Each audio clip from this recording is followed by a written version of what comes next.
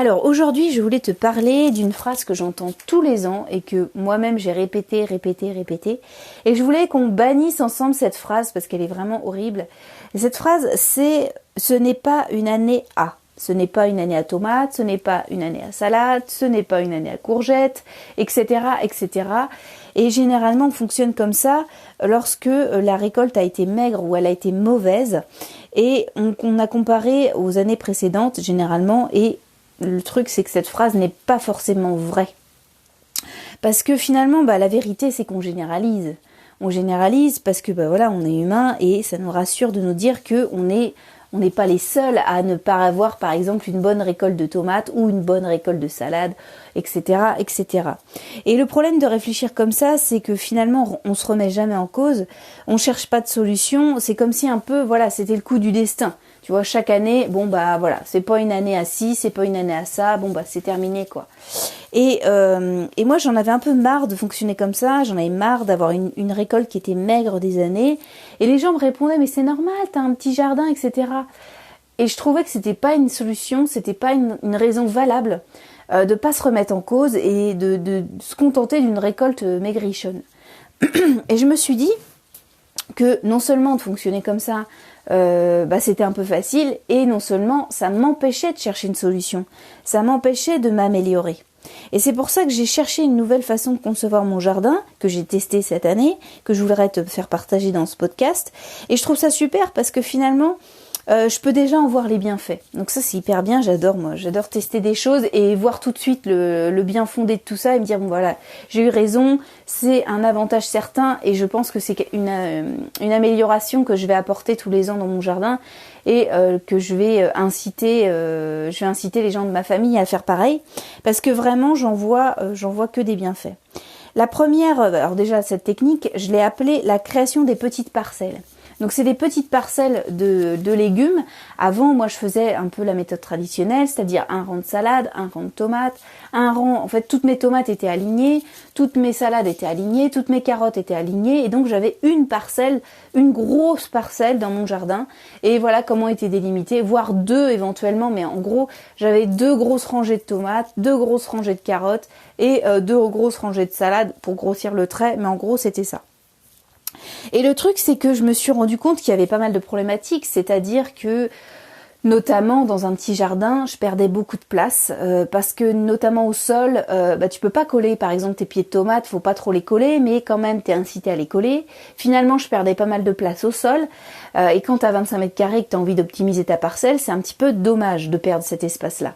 En plus de ça, ça favorisait les maladies, puisque dès qu'une plante se touche, parce que fatalement, t'as pas envie de perdre de place, donc tes pieds de tomates sont un peu plus serrés. Si c'est ton cas, écoute bien ce que je vais te dire après. Et donc fatalement, les maladies se répandaient, mais beaucoup plus facilement qu'avant.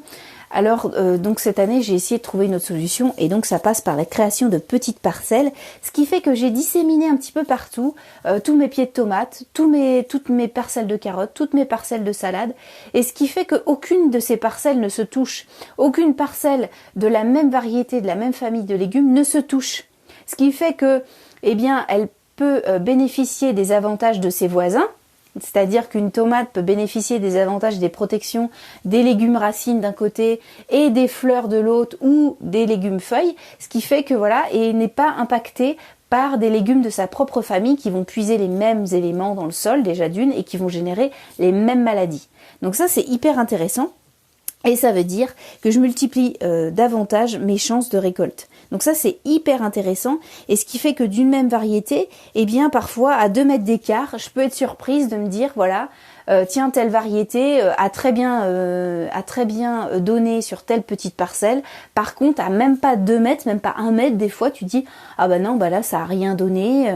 Pourquoi? Comment chercher des solutions? Et finalement, mon potager n'est pas une entité propre comme une chose globale, mais plutôt comme une succession de petites choses, de petits éléments qui forment un puzzle et qui fait que chaque parcelle est à prendre avec un recul certain, et ce qui fait que si tu prends une parcelle, tu te dis tiens, cette parcelle-là a très très bien fonctionné pour telle variété, néanmoins 1 mètre plus loin, celle-ci a très très mal fonctionné et il faut que je trouve d'autres solutions. Alors peut-être que Ça met en relief aussi certaines choses. Moi, ça a mis en relief, par exemple, qu'il y a des parcelles qui sont très très exposées au soleil que d'autres.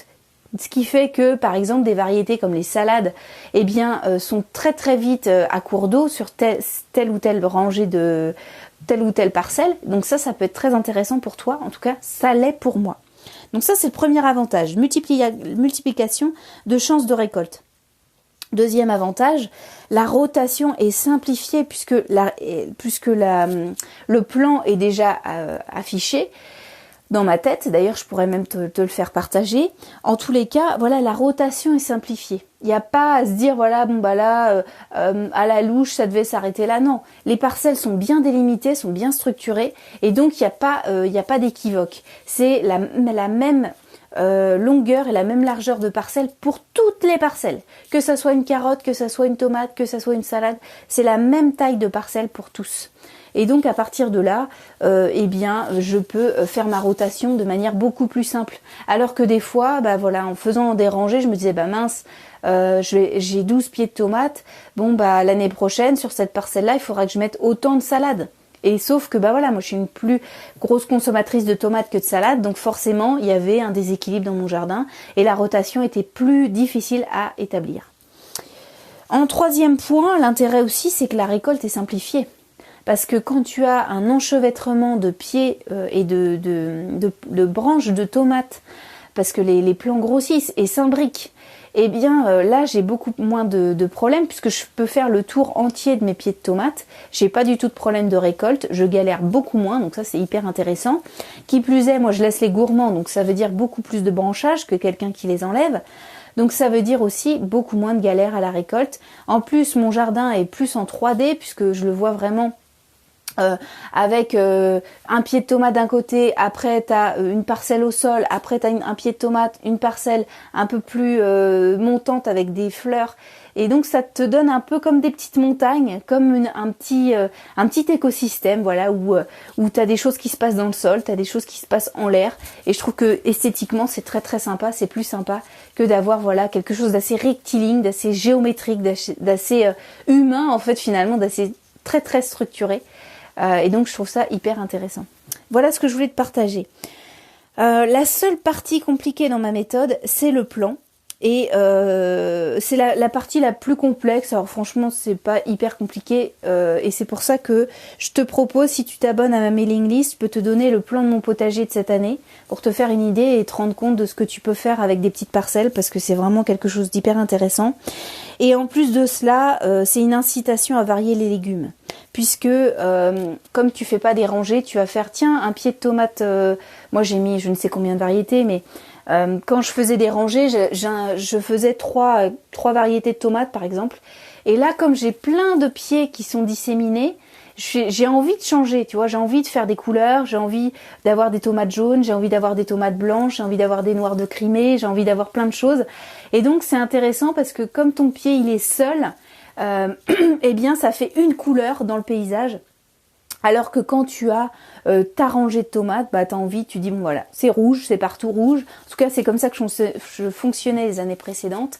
Et là, je me suis dit voilà, ça incite à la variété, ça incite à avoir des couleurs, à changer les règles et à se dire voilà, tiens, je vais changer mes couleurs. Donc cette année, j'ai des tomates de toutes les couleurs un petit peu. J'ai de la green aussi qui est très sympa, si je peux te conseiller. Et puis les variétés sont hyper intéressantes puisque plus tu vas varier, plus ta récolte sera intéressante. Donc voilà comment j'appréhende un petit peu le potager, et je pense que cette technique sera utilisée pour l'année prochaine. En tout cas, j'en vois que des bénéfices pour l'instant. Et je te dis, le seul truc compliqué, c'est le plan. Donc si ça t'intéresse, tu t'abonnes à ma mailing list, je t'envoie le plan. Et puis voilà, tu me dis ce que t'en penses. En tous les cas, voilà, c'est simple pour t'abonner. Tu cliques sur le lien en dessous de ce podcast ou sur mon profil, tu verras un lien Mailchimp. Tu t'abonnes, tu me laisses ton adresse mail. Alors c'est quelque chose que je fais de manière assez simple, c'est-à-dire que si ça t'intéresse plus, tu te désabonnes, faut pas se prendre la tête. Et puis moi je te retrouve demain pour de nouvelles aventures avec mes podcasts. Donc tous les jours je publie un podcast sur SoundCloud et sur YouTube. Si ça t'intéresse, tu t'abonnes sur SoundCloud ou sur YouTube, tu peux voir, c'est hyper simple. Et puis je te retrouve demain. Tous les jours je publie un podcast sur des conseils pour t'aider à améliorer ton jardin.